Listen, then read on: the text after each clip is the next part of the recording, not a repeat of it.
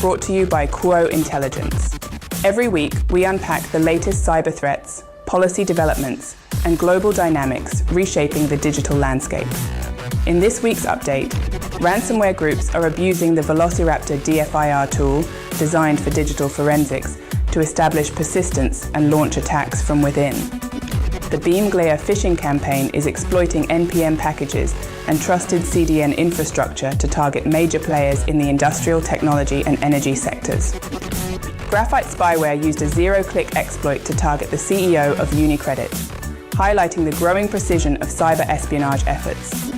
TA585 is deploying Monster V2 malware through phishing, web injects and GitHub abuse, leveraging infrastructure they control for stealth and scale.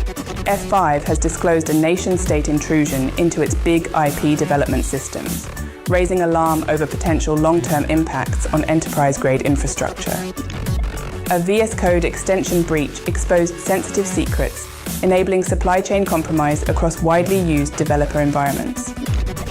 On the geopolitical front, Hamas has released all remaining living hostages, with leaders from both sides set to meet in Egypt to define the next phase of a fragile peace plan.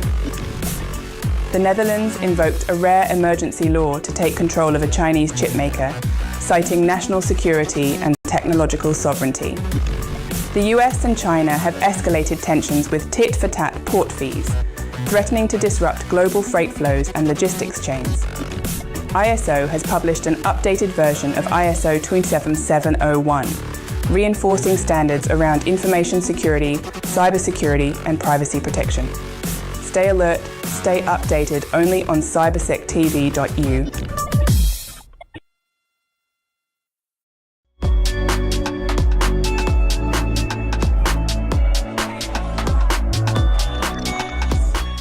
The NIS360 is a new product of ENISA designed to support member states assessing maturity, cyber maturity and criticality. We have electricity, telecoms and banking as the more mature, but also the most critical sectors. What could be the factors that contributed to their increased maturity? NIS360 facilitates national authorities and stakeholders by offering a structured comparative assessment of NIS2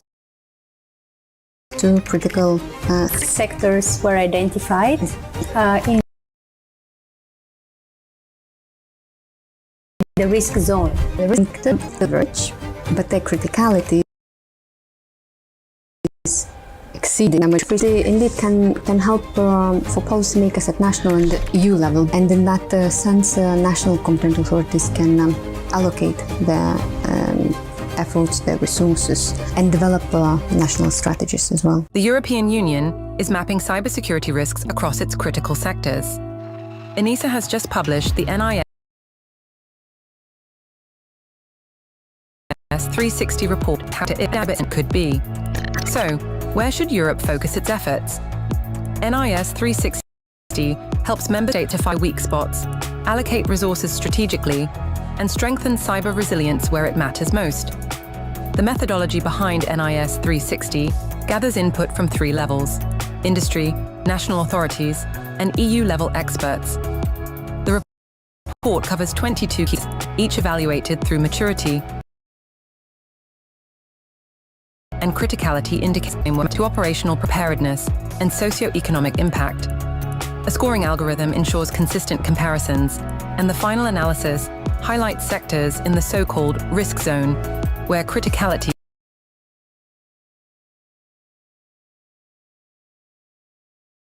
exceeds maturity.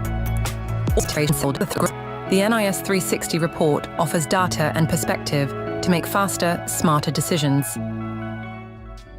Welcome, I'm Iva Tasheva, co-founder at CYN, and today we have a deep dive conversation with Jurgita Skritaite from ENISA, who is the team lead behind the NIS360 report. Hello, Jurgita. Hello.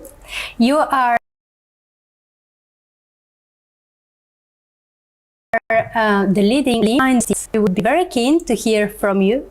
What is the report about, and what is the target for the report. Sure. So the NIS360 is a new product of ENISA designed to support member states assessing maturity, cyber maturity and criticality across critical sectors within the NIS2 directive.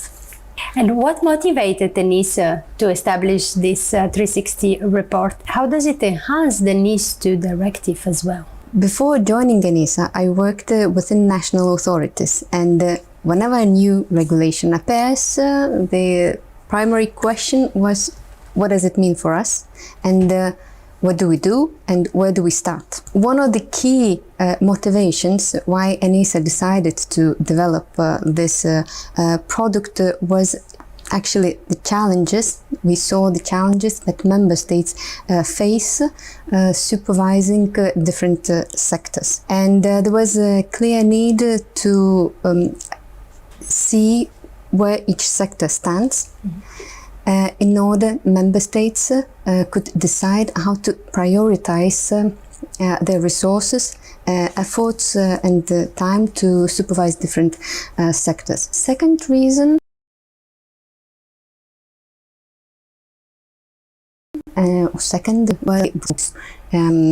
directive. It includes new sectors. So, for example, space are new sectors. So, allocate better their resources and their time to address